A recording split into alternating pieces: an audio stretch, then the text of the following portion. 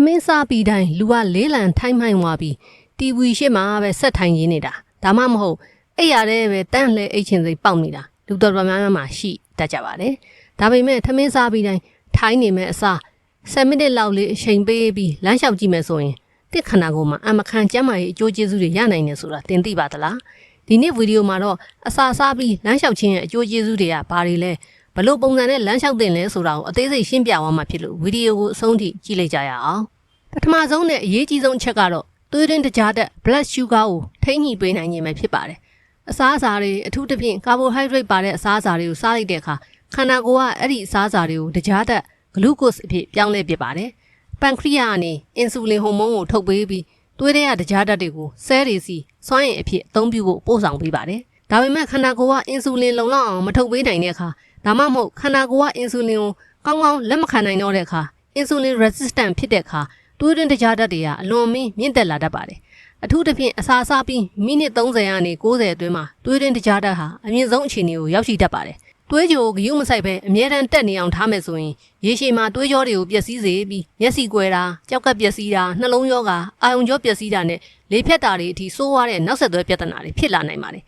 ဒါကိုဖြေရှင်းဖို့အကောင်းဆုံးနည်းလမ်းကတော့အစာစားပြီးလမ်းလျှောက်ခြင်းပါပဲလေ့လာမှုတွေအရစီးကြိုအမျိုးအစားနှစ်ရှိသူတွေမှာတခါတည်းနဲ့မိနစ်30လမ်းလျှောက်တာတဲ့အစာစားပြီးတိုင်း10မိနစ်ခန့်ပေါ့ပေါ့ပါပါလမ်းလျှောက်ပေးတာက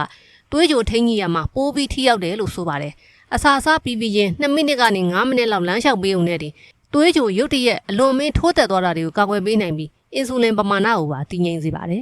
စီးကြိုရှိသူတွေကမကစီးကြိုမရှိသူတွေအနေနဲ့လည်းဒီနီးလန်းကသွေးကြိုအသက်အကျမြန်တာကိုကာကွယ်ပေးနိုင်ပါတယ်နောက်ထပ်အကျိုးကျေးဇူးတစ်ခုကတော့အစာချေစနစ်ကိုပုံမကောင်းမွန်စေခြင်းပါပဲထမင်းစားပြီးလမ်းလျှောက်တဲ့အခါခန္ဓာကိုယ်လှုပ်ရှားမှုကြောင့်အစာအိမ်နဲ့ဥလန်းချောင်းကိုလှုံ့ဆော်ပေးပြီးစားလိုက်တဲ့အစာတွေကိုပုံမမြန်ဆန်စွာကျင့်ညက်စေဖို့ကူညီပေးပါတယ်ပိုပြီးအံ့ဩစရာကောင်းတဲ့အချက်လက်ကတော့တပတ်ကိုစုစုပေါင်း10နာရီခန့်လမ်းလျှောက်ပေးမယ်ဆိုရင်ပါဇက်လေချောင်းအစာအိမ်ဥသိမ်ဥမာကြီးပန်ခရီးယားသဲကျိန်နဲ့အသေးစားတဲ့အစာချေစနစ်နဲ့သက်ဆိုင်တဲ့ကင်ဆာရောဂါတွေဖြစ်ပွားမှုတောင်ကြိုတင်ကာကွယ်ပေးနိုင်တယ်လို့ဆိုထားပါတယ်ဒါအပြင်လမ်းလျှောက်ခြင်းဟာနှလုံးကျန်းမာရေးအတွက်လည်းများစွာအထောက်အကူပြုပါတယ်ပုံမှန်လမ်းလျှောက်ပေးခြင်းကမကောင်းတဲ့ကိုလက်စထရော LDL တွေကိုလျှော့ချပေးပြီးနှလုံးရောဂါနဲ့လေဖြတ်နိုင်ခြင်းကိုပါလျှော့ချပေးပါတယ်လှုပ်ရှားမှုနည်းလူတွေမှာလမ်းလျှောက်တဲ့အလေးချင်းကိုစတင်လှုပ်ဆောင်ခြင်းကသွေးပေါင်ခြင်းကိုတိတိတတ်ကျဆင်းစေပြီးသွေးတို့ရောဂါကိုလည်းထိန်းချုပ်ပေးနိုင်ပါတယ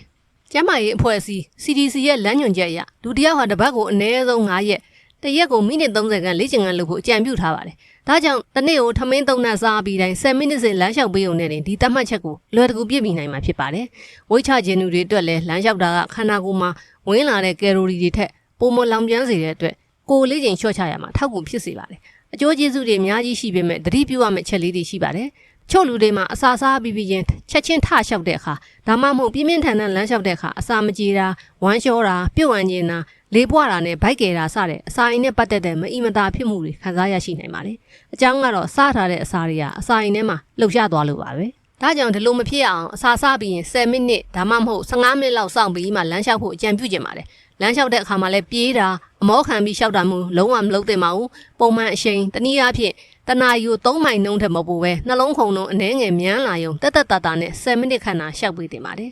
်စီးချိုယောဂရှိလို့ဆေးတောက်နေရသူအနေနဲ့လည်းအထူးသတိထားရမယ့်အချက်တစ်ခုရှိပါသေးတယ်အဲ့ဒါကတော့လေ့ကျင့်ခန်းလုပ်ချိန်မှာသွေးကြိုအရန်ကျသွားတဲ့အန်ဒီရယ် hypoglycemia ပါပဲသွေးကြို80အောက်ကျဆင်းသွားတာဟာအလွန်အန္တရာယ်များပါတယ်ဒါကြောင့်လမ်းမလျှောက်ခင်မှာသွေးကြိုကိုတိုင်းတာတင်ပြီး100ဝန်းကျင်လောက်ရှိမှသာလေ့ကျင့်ခန်းလုပ်ဖို့အကောင်းဆုံးပါလမ်းလျှောက်ထွက်တဲ့အခါသွေးကြိုရုပ်တရက်ကျဝိုင်းချက်ချင်းစားနိုင်မှုတတိဖြောရည်ပြားရည်ဒါမှမဟုတ်အချိုဓာတ်တစ်ခုခုအနီးနားမှာအမြဲဆောင်ထားဖို့မမေ့ပါနဲ့ပြီးတော့စီးကြိုထိမ့်မှုအတွက်လမ်းလျှောက်တာတစ်ခုတည်းနဲ့မရပဲကျန်းမာရေးနဲ့ညီညွတ်တဲ့အစားအသောက်တွေစားတာစိတ်ဖိစီးမှုလျှော့ချတာတွေကိုပါတွဲလုပ်ရမှာဖြစ်ပါတယ်ဒါလို့ဆိုရင်အစာစားပြီးလမ်းလျှောက်ခြင်းရဲ့အကျိုးကျေးဇူးတွေကိုပြည့်ပြည့်စုံစုံသိလောက်ပြီလို့ထင်ပါတယ်ထမင်းစားပြီးတိုင်းဆက်ထိုင်းမနေပဲဒါမှမဟုတ်တုံလှဲအိတ်မနေပဲကိုကျမ်းမာရေးအတွက်ချိန်10မိနစ်လောက်လေးပေးပြီးလမ်းလျှောက်တဲ့လေ့ကျင့်ခန်းကိုဒီနေ့ကစပြီးလှုပ်ဆောင်ကြည့်လိုက်ရအောင်လားညံစမ်းဖြည့်ဆို့ဖို့လည်းထည့်သွင်းပေးထားပါတယ်ဒီဗီဒီယိုလေးကတင့်အတွက်ဘုဒ္ဓတာဖြစ်တဲ့ဆိုရင် like and share လုပ်ပေးဖို့တောင်းဆိုချင်ပါတယ်ရှင်နောက်ထပ်လည်းအခုလိုကျမ်းမာရေးနဲ့ပတ်သက်တဲ့အကြောင်းအရာကောင်းတွေကိုအမြဲတင်ဆက်ပေးသွားမှာမို့ကျမတို့ရဲ့ channel လေးကို subscribe လုပ်ထားပေးပါဦးအဆုံးထိကြည့်ရှုပေးခဲ့တဲ့အတွက်အထူးကျေးဇူးတင်ရှိပါတယ်ရှင်နောက်ဗီဒီယိုတွေမှာပြန်လည်ဆုံတွေ့ကြပါမယ်